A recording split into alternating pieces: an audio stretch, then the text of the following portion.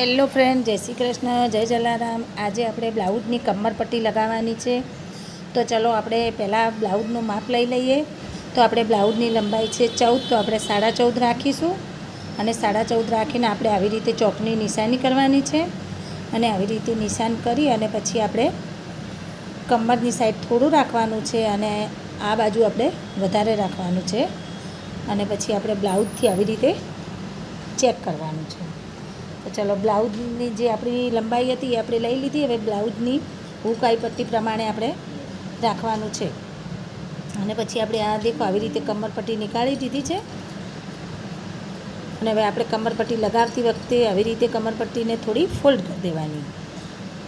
અને પછી આવી રીતે આપણે જે નિશાન કરી છે ચોકની, એના ઉપર આપણે કમરપટ્ટી લગાવવાની રહેશે। તો ચલો આપણે આવી રીતે ફોલ્ડ કરી અને કમરપટ્ટી લગાવવાનું સ્ટાર્ટ કરીએ।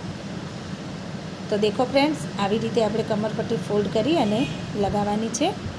તો ચલો આપણે આવી રીતે મશીનથી કમરપટ્ટી લગાવી લેશું। તો ચલો આપણે અહીંથી થોડું વધારે લેવાનું છે, આપણે જે નિશાની કરી એ લેવાનું છે।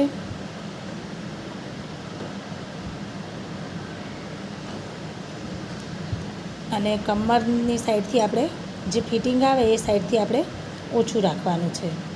અને આપણે જે નિશાની કરી હતી ચોકની એ ત્યાંથી એટલું રાખવાનું છે। તો ચલો આવી રીતે આપણે કમરપટ્ટી લગાવતા લગાવતા જવાનું છે।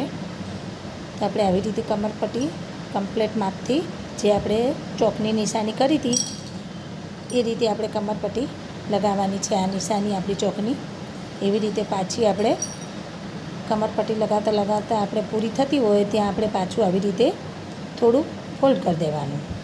અને પછી જે થોડા ઘણો ટુકડો વધ્યો હોય એને કટ કરી દેવાનો। અને પછી આવી રીતે ફોલ્ડ કરી અને આપણે ફિનિશ કરી દેવાની। કમરપટ્ટી લગાવી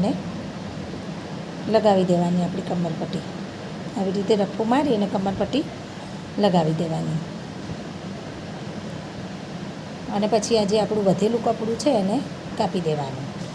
જે આપણે આગળથી નિશાની કરી હતી એ આપણું કપડું વધેલું હોય, જો ફિટિંગ હોય તો આપણે નહીં વધેલું હોય તો આપણે આવી રીતે આને કટ કરવાનું, પણ આગળના ભાગમાંથી જ કટ કરવાનું। જો આપણું ફિટિંગ કરવાનું બ્લાઉઝ આવે ત્યાંથી આપણે કટ થશે નહીં। તો બંને બાજુથી આપણે આવી રીતે કટ કરી દેવાનું છે। આવી રીતે સીધું સીધું આપણે જોતું જોતું જવાનું છે। અને પછી આ સાઈડથી બી આપણે આવી રીતે કટ કરવાનું છે। આપણે આવી રીતે બંને સાઈડથી કટ કરી લેવાનું। પહેલાં આપણે જે આગળના સાઈડથી કટ કર્યું અને હવે આ સાઈડથી કટ કરવાનું છે। તો ચલો આવી રીતે આપણે પટ્ટી લગાવી દેવાની છે અને પછી આપણે ધાર મશીન મારવાનું છે। તો ચલો આપણે આવી રીતે આના ઉપર ધાર મશીન મારીશું। તો આવી રીતે આપણે ધાર મશીન મારતા મારતા જવાનું છે પૂરી પટ્ટી ઉપર। આપણે જે પટ્ટી લગાવી એના ઉપર આવી રીતે ધાર મશીન મારવાનું છે। તો દેખો ફ્રેન્ડ્સ, આપણી કમરપટ્ટી આવી રીતે ધાર મશીન મારી અને આપણે રેડી કરી દીધી છે। હવે આપણે અંદરની સાઈડ ફોલ્ડ કરવાની છે। તો પહેલાં આવી રીતે બંને ભાગ સરખા છે એ ચેક કરવાનું અને આપણા બંને ભાગ આવી રીતે જોઈ લેવાના। હુકાઈ પટ્ટીને બંનેને આવી રીતે સરખાવવાની અને બંને ભાગ કમ્પ્લીટ ના હોય તો જે આગા પાછું હોય એને થોડું વધારે અંદરની સાઈડ વાળવાનું અને પછી આપણે કમરપટ્ટી લગાવવાની। તો દેખો આ થોડો ભાગ વધારે છે તો આને આપણે આવી રીતે ફોલ્ડ કરવાની છે। દેખો ફ્રેન્ડ્સ, આપણે આવી રીતે ફોલ્ડ કરી અને કમરપટ્ટી લગાવવાની છે। તો આપણે આવી રીતે કમરપટ્ટી, એ થોડું વધારાનો ભાગ હતો એટલે એ થોડો ઊંચો રાખવાનો